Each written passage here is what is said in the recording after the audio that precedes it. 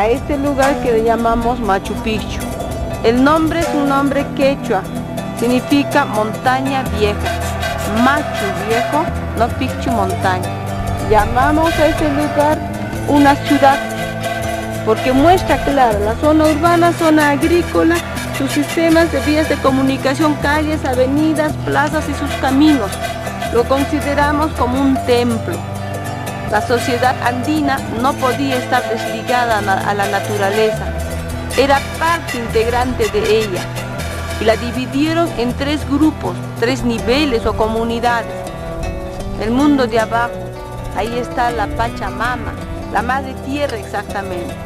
Este mundo medio, humanos, plantas, animales. El mundo superior, sol, luna, estrellas, constelaciones, fenómenos naturales, como el arco iris, la lluvia. Toda ella íntegra.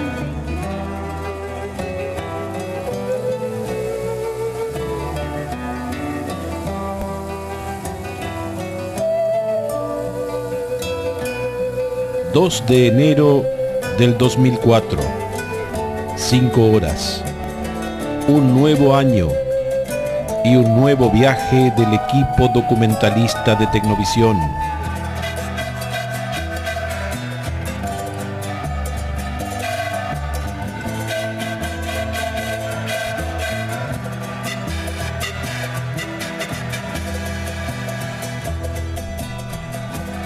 El objetivo, llegar con nuestro móvil a destino.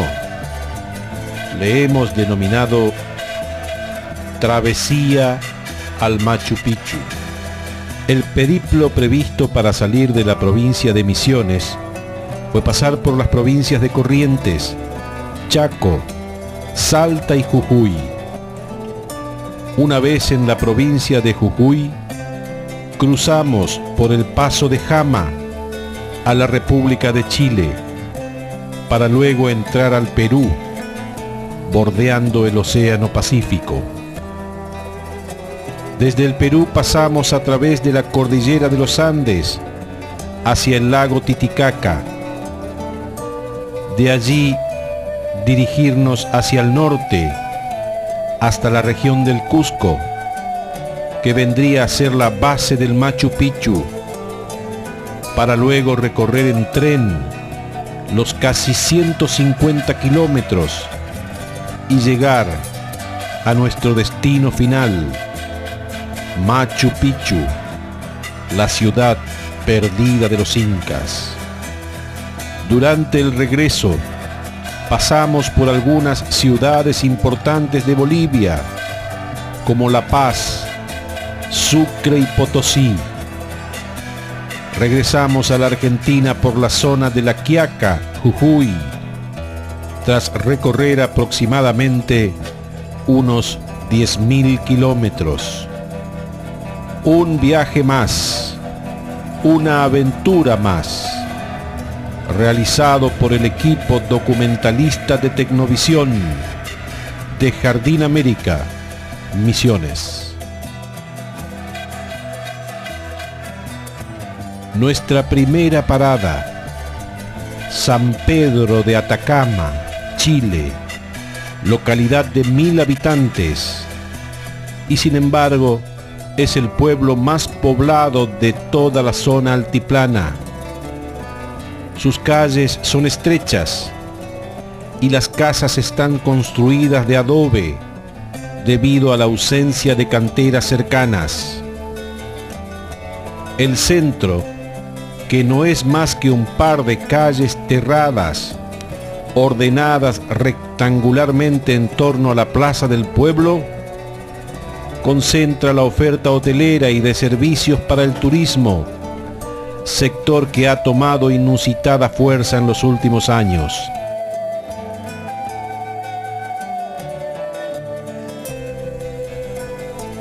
Al lado de la plaza, la hermosa iglesia de San Pedro ha sido declarada Monumento Nacional por el gobierno chileno. San Pedro de Atacama es considerado un oasis de vida en el desierto más seco de la tierra. Y es aquí, donde nos preparamos para una visita espectacular a las fumarolas danzantes de los géiseres del Tatio.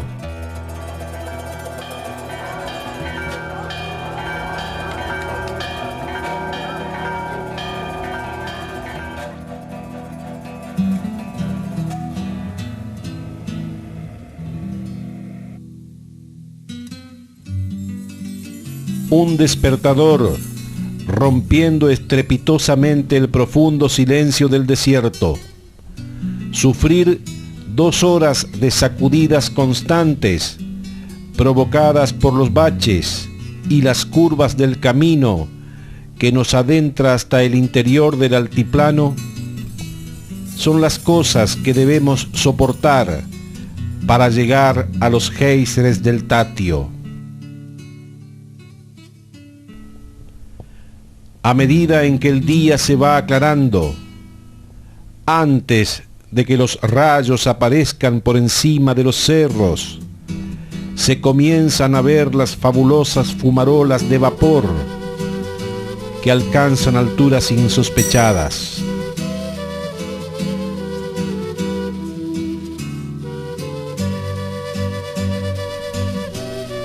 Nacen de pequeños cráteres situados a ras de suelo y en los cuales borbotea un agua a 85 grados Celsius. Ante nuestros ojos, una veintena de fumarolas danzan al son que les marca el viento del altiplano, creando un espectáculo completamente fuera de lo común. Este campo geotérmico, el más alto del mundo, tiene su fuente a 900 metros de profundidad, donde el magma del volcán Tatio calienta las aguas de algún río subterráneo. Sea cual fuere la explicación para tan extraordinario fenómeno geológico, lo cierto es que el resultado es digno del esfuerzo que lleva llegar hasta él.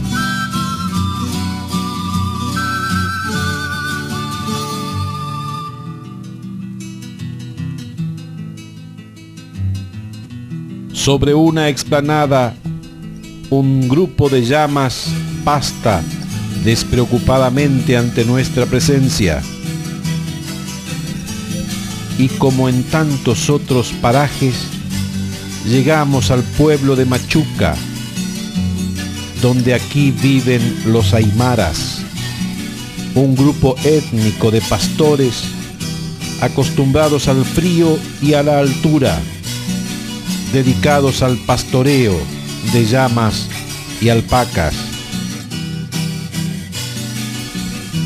Aquí se encuentra la iglesia de San Lucas, monumento nacional, edificado en el año 1744. Las casas están construidas con piedras liparita y sus techos son de barro. Machuca fue un importante centro de comercio dentro del camino del Inca.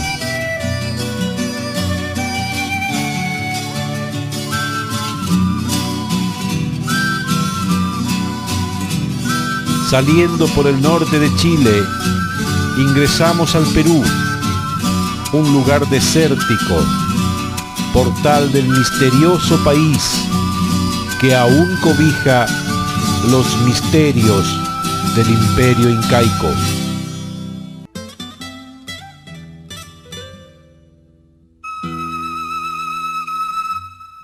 En Puno, tomamos el barco para llegar hasta las islas flotantes de los Uros.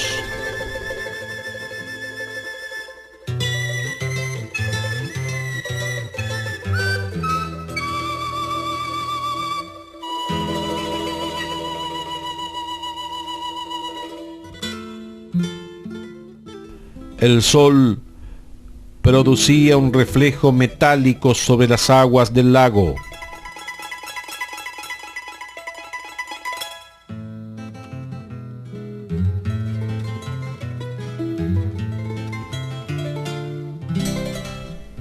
La vida de estos indios transcurre alrededor de la totora que crece en abundancia en las aguas bajas del lago.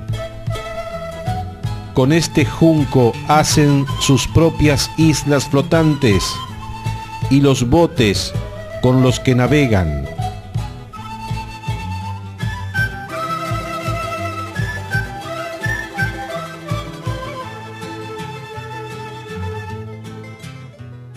Las islas se construyen con muchas capas de totora. Al pudrirse las del fondo, son sustituidas por otras en la superficie. Los habitantes de esta región proceden de dos razas, la aymara y la quechua, habiendo conservado ambos su idioma, sus costumbres, fiestas, danzas y la vestimenta de sus antepasados.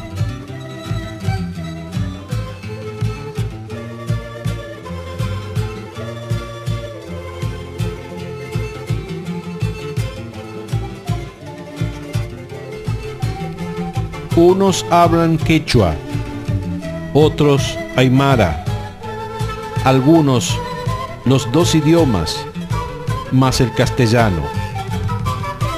Además de estos dos grupos, aún quedan algunos huros, casi extinguidos, que han hecho sus casas sobre estas islas flotantes.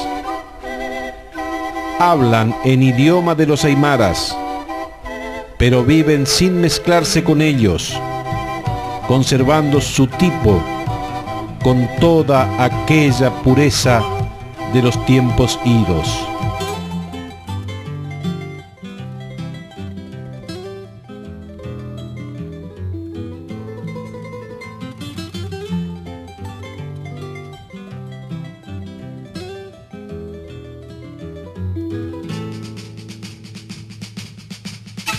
Ingresamos a Bolivia por el lago Titicaca, navegando en unas precarias balsas.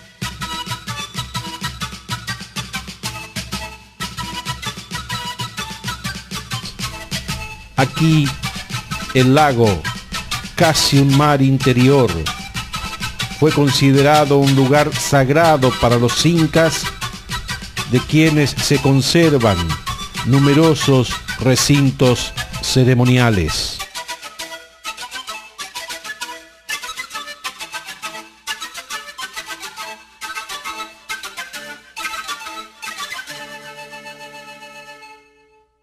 ¿Qué es Tiahuanacu?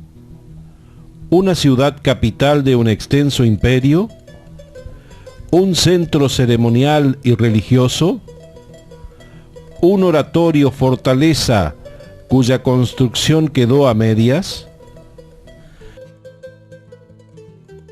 En una extensión de 1000 metros de largo y 500 de ancho, se encuentran los restos de las grandes estructuras, algunos de los cuales, como la Puerta del Sol, han sido restaurados por el gobierno de Bolivia.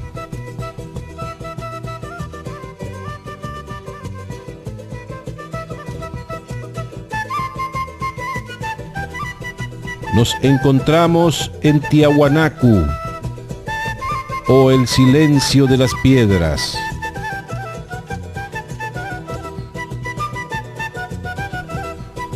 Florecieron 5 ciudades prácticamente desconocidas. Solo la última, rescatada entre caóticas ruinas, conserva restos de una arquitectura que parece corresponder a una fabulosa época de gigantes.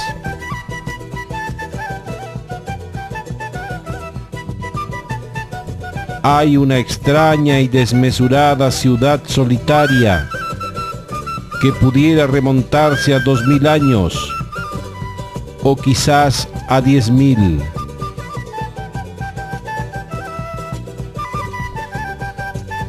¿Quién la habitó? Hasta nuestros días, ha generado las teorías más descabelladas. Pero si bien las modernas excavaciones parecen haber destruido el mito de su ancianidad, la mayoría de sus misterios permanecen indescifrables.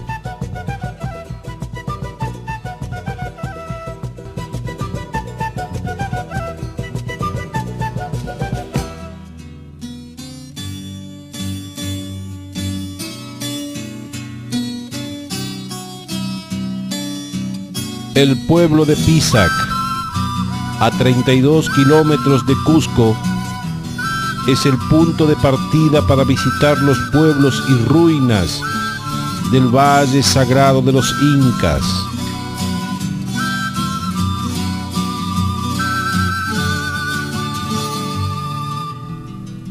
El pueblo colonial se enciende los domingos, día de feria, cuando los campesinos bajan de los cerros para canjear sus frutos. Los aromas y colores del mercado son un recuerdo imborrable. Allí, en el bullicio de la feria, se puede probar la famosa chicha, bebida casi grisácea de maíz fermentado, que sabe casi intolerablemente ácida. También sus riquísimas empanadas rellenas de vegetales. Pero lo genial es estar en la plaza y meternos con los collas y preguntar por las verduras, los granos, las carnes y las fritangas más extrañas. En conclusión, Pisac, junto al río Urubamba, atrae por su mercado, al que los campesinos acuden con sus vestidos tradicionales y los visitantes se mezclan con su colorido, su aroma y con la amable cortesía de los lugareños.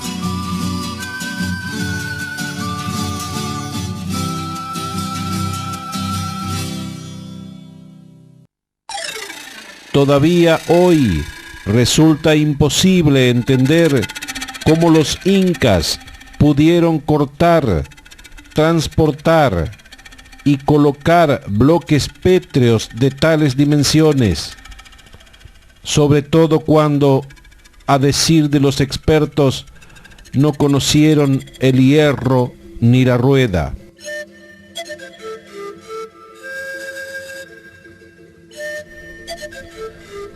Más sorprendente aún es esta ciudadela de Ollantaytambo, en pleno Valle Sagrado, que fue uno de los últimos bastiones incas tras la toma del Cusco por los españoles.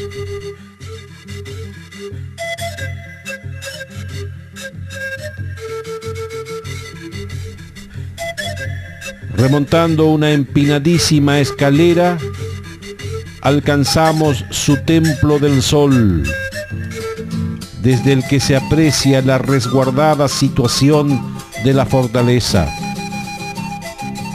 Aquí se protagonizó en 1536 una de las contadas derrotas que sufrieron los conquistadores. Heridos en su orgullo, regresaron con refuerzos y obligaron al jefe, Manco Inca, a abandonar Ollantaytambo y refugiarse en algún lugar de la selva. La fortaleza de Ollantaytambo, situada a la entrada del cañón Urubamba, bloqueaba por una parte el acceso a Cusco y por otra el camino secreto que conduce al Machu Picchu y a las ciudadelas que jalonaban el Valle Sagrado. Ollantaytambo es un complejo de construcciones compuesto por un pequeño poblado y por una importante construcción defensiva. Está articulada en terrazas que terminan arriba con macizas construcciones inacabadas y pertenece al último período de la historia incaica y atestigua la máxima perfección alcanzada por la técnica de la albañilería en piedra.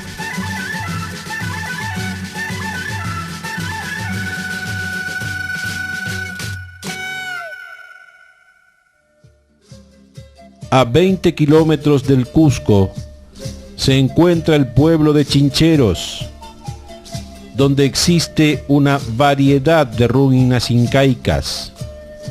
Hay preciosos muros de estilos variados. En la plaza del pueblo existe una gran muralla con vanos ciegos. También existen roquerías talladas en diversas formas.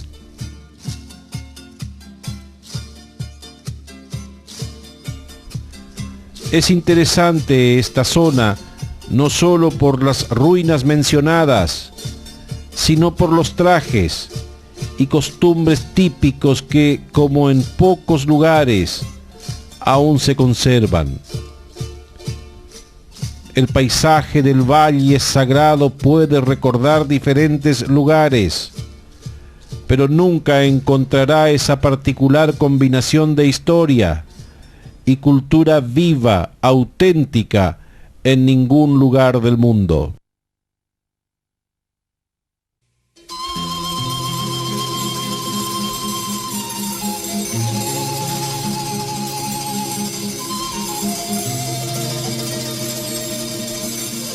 El Cusco, ombligo del mundo, es una ciudad de asombro. Es la ciudad superlativa del continente americano. Es única en su estructura, en su grandeza y en su significado.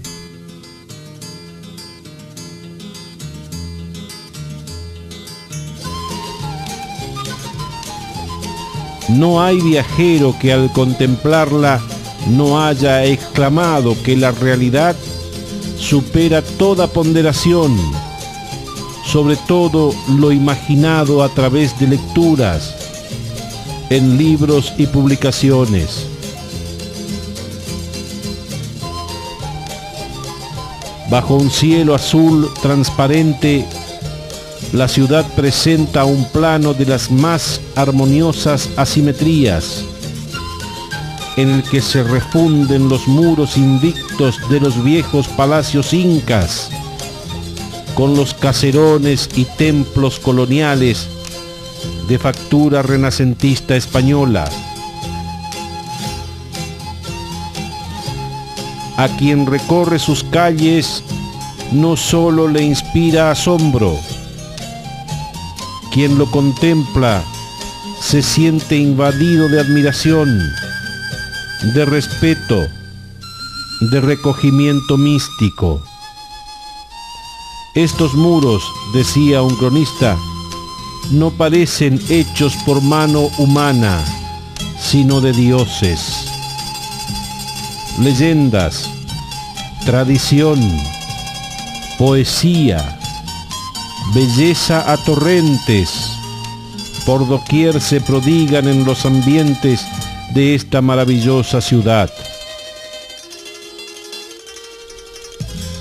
Sus tejados, sus calles, balcones, la gente, sus costumbres, sus fiestas, concurren a formar la visión maravillosa del alucinado viajero que se llevará por los caminos del mundo los recuerdos más inolvidables.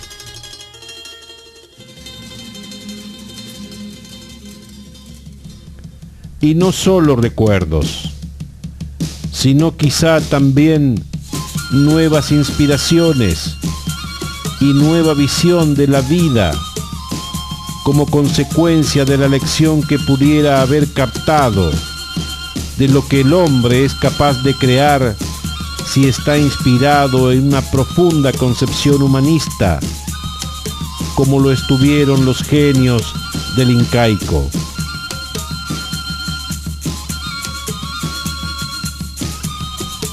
Y para los peruanos y americanos, el Cusco significa un baño de afirmación peruanista, una inyección de optimismo americanista que ha de contribuir a afianzar la plena confianza en la convicción de que el hombre de este mundo ha de ejercer, quizás en una época no muy remota, un papel cada vez más importante en los destinos culturales del hombre y del mundo.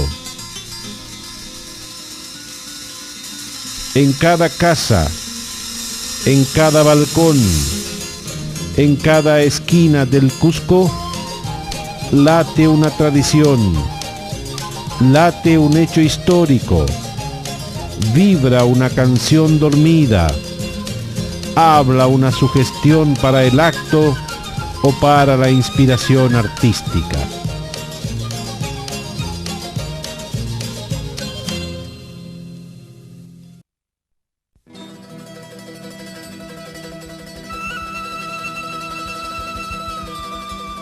Ningún viaje al Cusco se puede considerar completo sin una visita a la famosa ciudad perdida de los incas, el destino turístico más popular del Perú y una de las maravillas del mundo antiguo.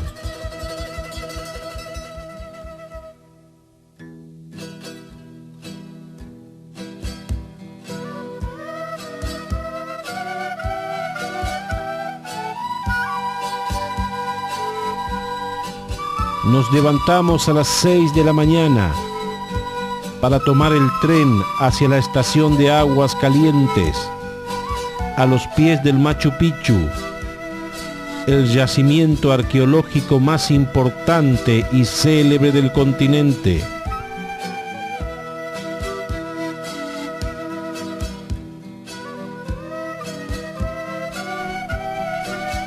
Debido al gran volumen de visitantes, hay que asegurar adquirir con anticipación al viaje los tickets de tren y de los buses que llevan a la cumbre de la montaña. Es imposible que quede decepcionado de echar una mirada a las ruinas del Machu Picchu que se elevan en forma milagrosa ante la exuberante vegetación por encima de las nubes, enmarcadas por las montañas circundantes. Las ruinas son fascinantes cuando son vistas como parte de un tour, pero son también un lugar agradable para simplemente pasear, reflexionar y explorar.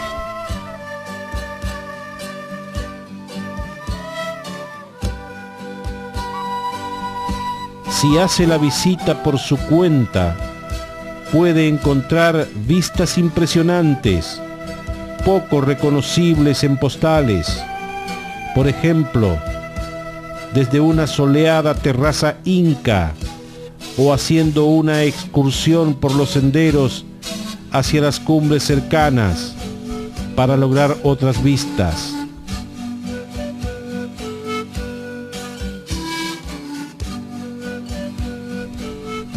Solo respirar el aire del Machu Picchu nos permite imaginar por qué los incas probablemente usaron la ciudad como un lugar de refugio que ofrece a la vez misterio, silencio y esplendor.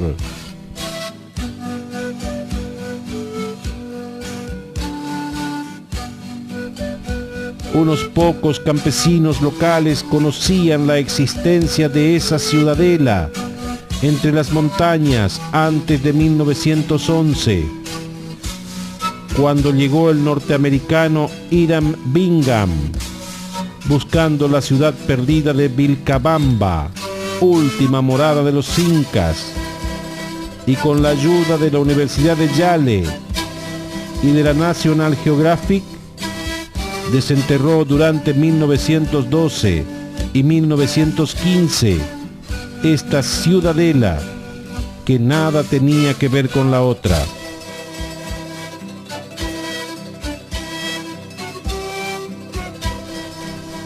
Su ubicación geográfica y el entorno selvático hacen de Machu Picchu un espacio único y de rara belleza.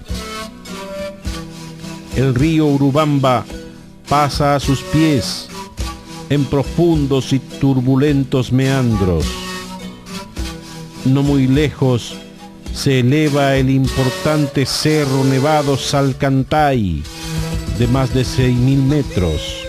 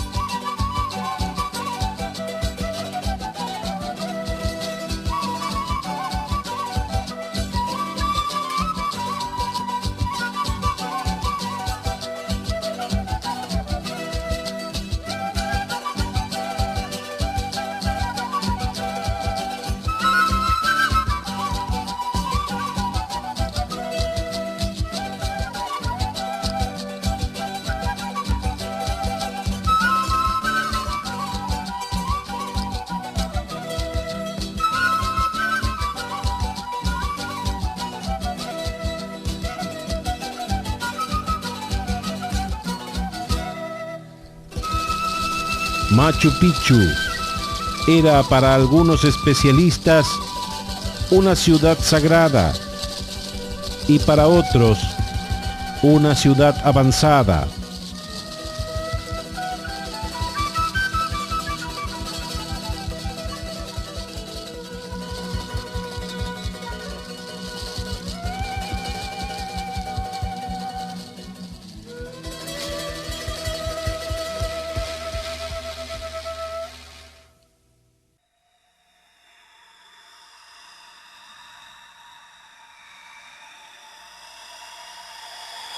Las ruinas están divididas por la plaza central y la mayoría de los edificios interesantes están hacia la izquierda. Una larga escalera conduce a la cabaña del cuidador de la roca funeraria, que ofrece una de las mejores vistas.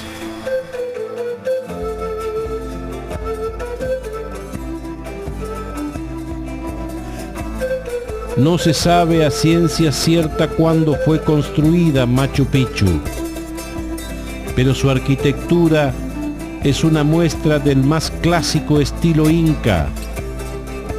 Paredes de piedra, puertas típicas de forma trapezoidal, terrazas de cultivo y la siempre presente piedra o intihuana, piedra que amarra al sol, que dicen los guías, orienta al hombre en el tiempo y le marca las estaciones y las horas.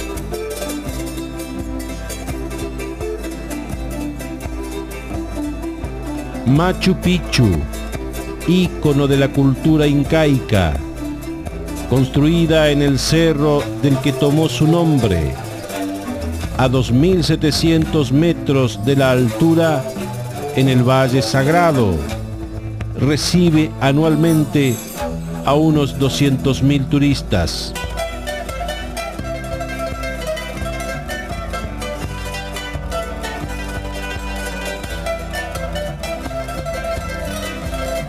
Tal como se la ve hoy en sus ruinas, estaba dispuesta alrededor de una plaza central. Su nombre, traducido al español, significa montaña vieja, y se le atribuye su edificación al Inca Pachacútec.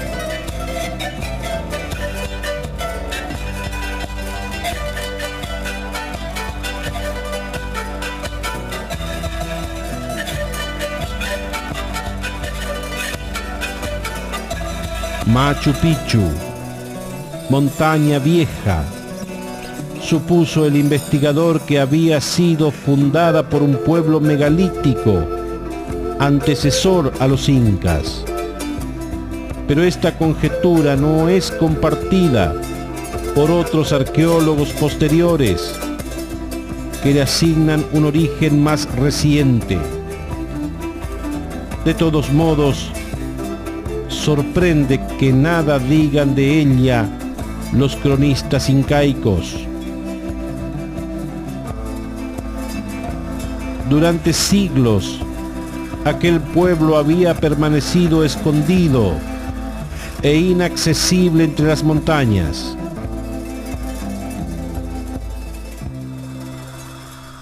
Algunos suponen que de allí habría partido hacia la región del Cusco el legendario Manco Cápac, que es considerado el fundador del imperio incaico. Suponemos que durante la época del imperio, los incas no ignoraron las existencias en la ciudad escondida de la montaña vieja. Por el contrario, quizás la consideraron un seguro refugio para casos de peligro. Y es verosímil que, ante la eventualidad de la invasión española, allí se refugiaron los pocos que lograron huir a tiempo, inclusive las vírgenes del sol.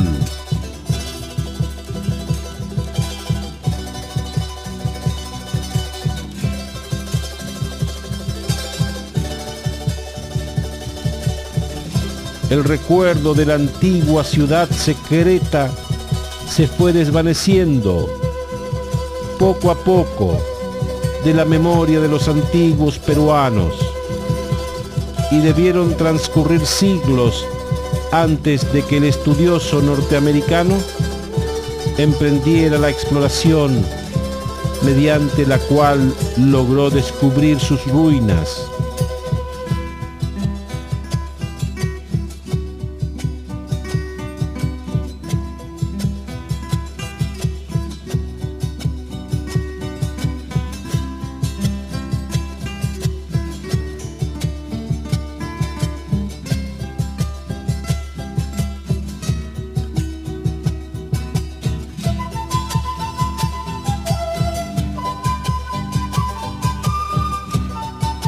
Imaginemos ahora que también nosotros llegamos hasta la ciudad secreta y nos es posible admirar las obras maestras de la arquitectura incaica.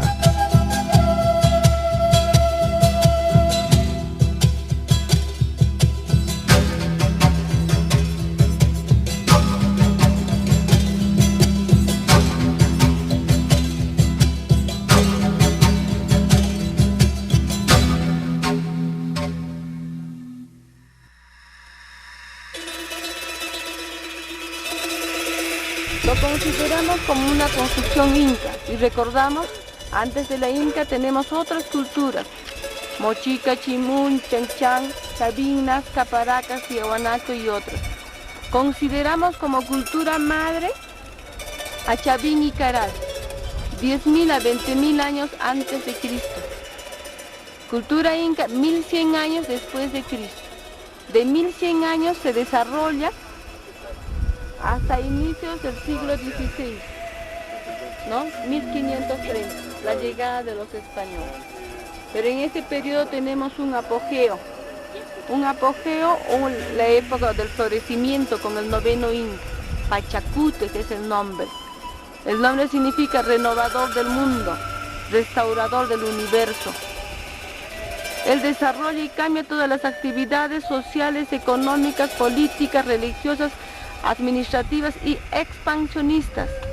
El periodo consideramos de 1450 a 1530. Entonces, la construcción de Machu Picchu lo consideramos en ese periodo, 1450 a 1530, no teniendo un dato exacto, no una fecha exacta. Desconocemos de las familias reales que pudieron habitar acá. Desconocemos de las panacas, porque se ha perdido toda evidencia. No existe evidencia escrita en las crónicas del siglo XVI. Llamamos a este lugar una ciudad, porque muestra clara la zona urbana, zona agrícola, sus sistemas de vías de comunicación, calles, avenidas, plazas y sus caminos, para desarrollar a todos, ¿no? Desarrollo de todo un pueblo. Y los caminos que salen exteriormente también. Lo consideramos como un templo. La sociedad andina no podía estar desligada a la naturaleza. Era parte integrante de ella. Y la dividieron en 3 grupos, 3 niveles o comunidades. El mundo de abajo, ahí está la Pachamama, ¿no? Las cuevas, el río o la madre tierra exactamente. Este mundo medio, humanos, plantas, animales. El mundo superior, sol, luna, estrellas, constelaciones, fenómenos naturales como el arco iris, la lluvia. Entonces, toda ella integrada a ese su conjunto de vida.